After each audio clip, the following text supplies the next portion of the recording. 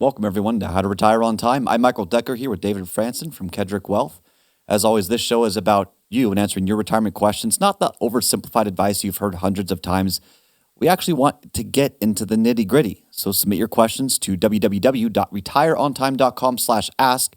Anytime during the week, we collect them and we address them one by one here on the show. As those are coming in live here on our private Zoom, show that we do, I asked an interesting question here but as we got started, and that's what are your top concerns about retirement? So as those polls are coming in, it's very interesting. We assume that everyone's focused on one concern, but really, I think the dynamics are actually quite different than a lot of people assume. It's like you hear the talking points on the radio or on the news channels or on Kiplinger or anywhere that you'd research it. And that's the big concern. That's someone else's concern. But my concern is different. And these assumptions oftentimes will skew people in the wrong direction.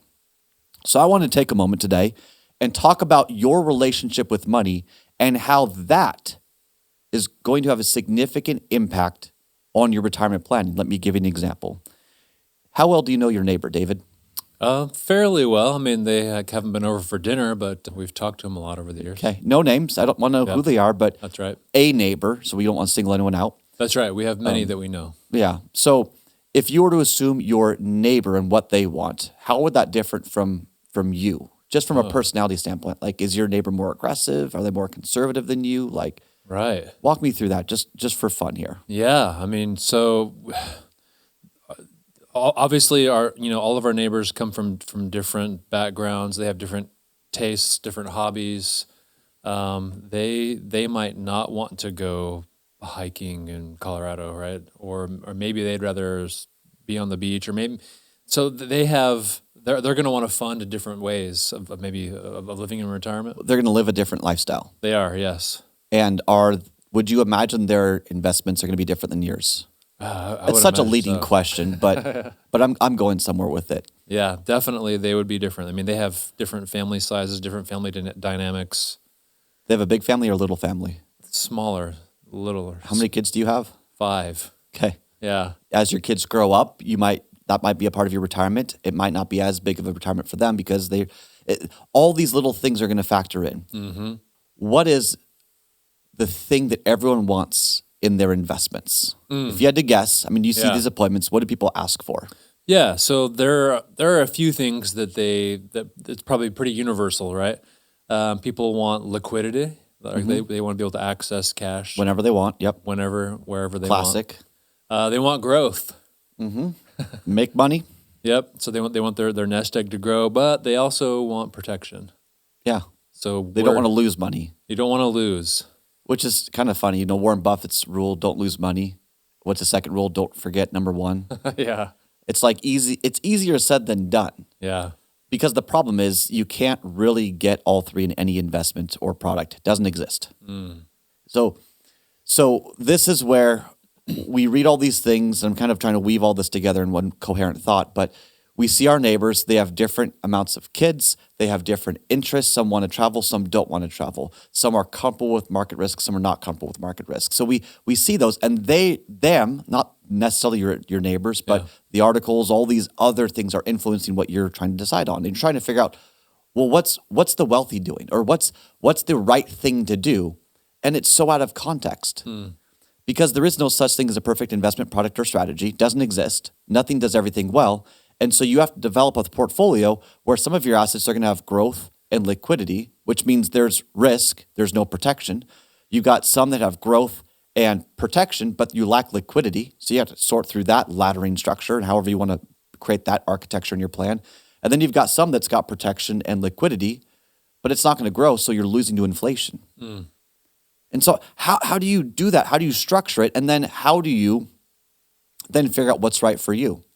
And after a decade of doing it, I've come to the following conclusion. All right. There are things you can control, and there are things you cannot control. So let me give you some examples. Things you can control. What investments or products you pick? That's Okay. obvious, right? Yep. How much income you want. How much have you saved? mean, you can't really go back in time, but you've controlled how much you've saved. Yep. Did you sacrifice the present for buying your future? That's what savings is, buying your future, and so on. All these things you can control.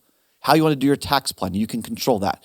How much is going to go into growth and protection without the liquidity, and how much is going to go into growth with liquidity without the protection. All these things you can control. Yes. But here's what you can't control.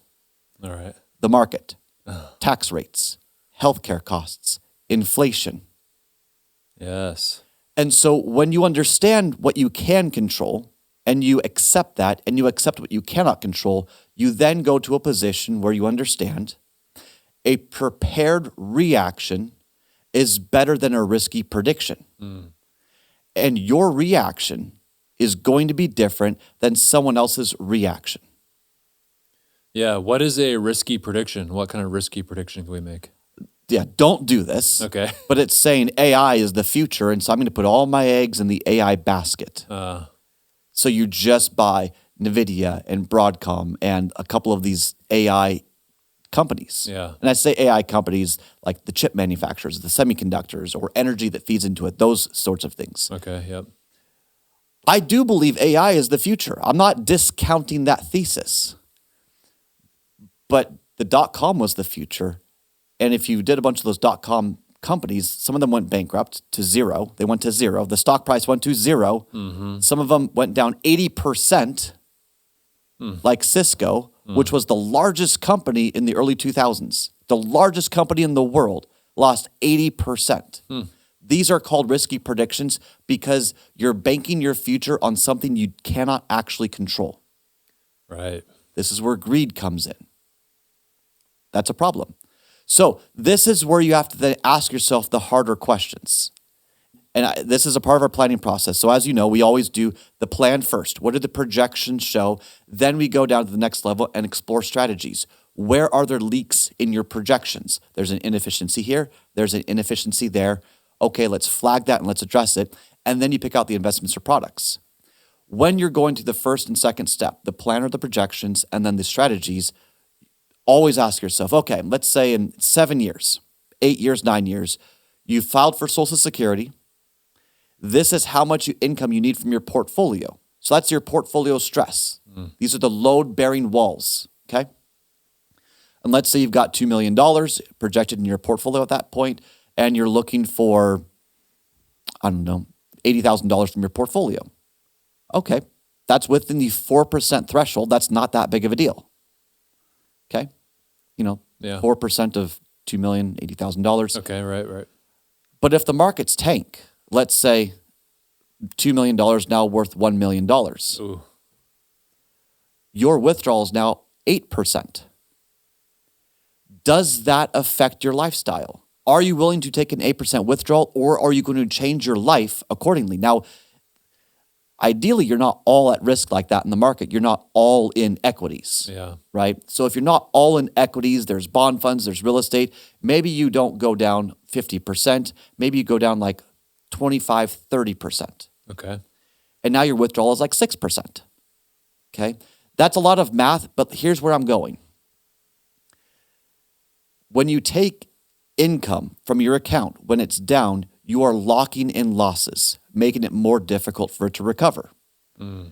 So what's the strategy you want to implement for when the markets go down? A prepared reaction. Okay. That's the first step. And then the second one is, even if you had a prepared reaction, you had a strategy that was built for times like these, would you still change your lifestyle? And if the answer is yes, it's the wrong prepared reaction. Do you see how there's a difference? Yeah, so if you can just keep on going however you plan to live your life, no matter what the market does, is one way, right? And then the other way is, because the market did X, then I have to change my life. Yeah. And why? Some people have saved enough.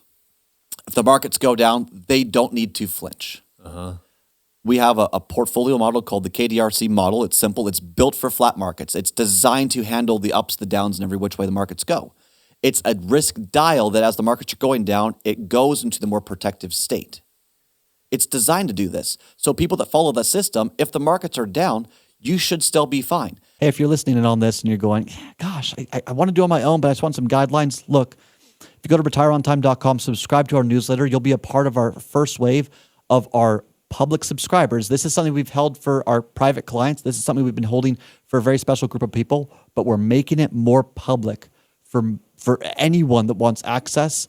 We're going to be launching that. You just have to subscribe to get first access to us. So go to retireontime.com, click subscribe to our newsletter, and you'll get access to the first wave of the public access to our models, the KDRC model, and so much more.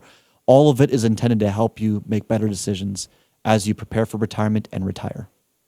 But some people still say, well, gosh, but the markets are down, my accounts are down, I need to live less. This is a classic sign that your money owns you. I'm not trying to mince words here. Put in the chat if you disagree. Happy to have a little debate here. Yeah. But if you're reacting to your money owns you, because you could have a prepared reaction on something you cannot control. You can get through those difficult times, and the system, as long as the system's implemented correctly, you should be just fine. Yeah. Markets are down 1, 2, 3 years. As long as the plan is built right, you have protocols for this. But even if the protocol scares you, then we've discovered it's the wrong protocol. Let me know in the chat if you think, if you disagree or not. But it's as simple. This is why in chapter 4 of my book, How to Retire on Time, I talk about the reserves. The protocol is that you have protected accounts that you can tap into when markets are down so you don't accentuate losses, so you can sail through the market turbulence. In fact, you could actually take advantage of the market turbulence. You could start buying the dips. You could start doing more IRA to Roth conversions when markets are down or some of your accounts are down, because that helps you get IRA assets to Roth faster. Okay. See, it's not about good or bad. It's about two different market conditions and how to have a positive reaction to both. All right. And this is so commonly missed because what are we used to? We are used to growth with some growth with more growth. That's what the markets have done for the last 15 years. It's been a great strategy for a little while, right? Yeah. Well, yeah, and even our model just has market growth. Let's do it. Yeah. Right? Now this year we've been a little bit more cautious because of how overvalued the market is, but we're still in the market. So the point being is you've got to have that prepared reaction, and it has to be the right reaction for you. Let me give you a few examples. Okay. Some people I know do not look at the market at all. They have blind trust to their advisor. Now, I'm not talking about the bias of my clients. I'm talking about other friends and associates, people that I've interacted with through my life and how they're doing it. They don't look at all ever at the market. So they don't have like a little widget on their dashboard. They don't log in with their app. They don't look at their positions. They said, okay, the system works. Keep doing it and call me if there's an emergency, but I'm just not going to look. Okay. I don't know if that's necessarily healthy. I'd argue that it's not healthy, but that's one kind of category. All right. So how does that work? Oh, sorry, you need to change your... It's a problematic situation, but it's putting your head in the sand, and some people do it. Then there's another one that says, hey, I just need to be aware of what's going on. I trust this system, and you work through that. This is a common thing that we do, actually, is walk through different simulations over and over again. Hey, the markets are down. What do you do? Hey, markets are up. What do you do? Hey, markets are down 3 years in a row. What do you do? Because from a psychological standpoint, if you want to change your behavior and your relationship with money, you've got to be able to create new experiences or simulate experiences to practice so that when it happens, you are prepared. That's all the time we've got for today's show. If you enjoyed the show, thanks for tuning to the podcast. Don't forget to subscribe, leave a rating, and as always, tell your friends.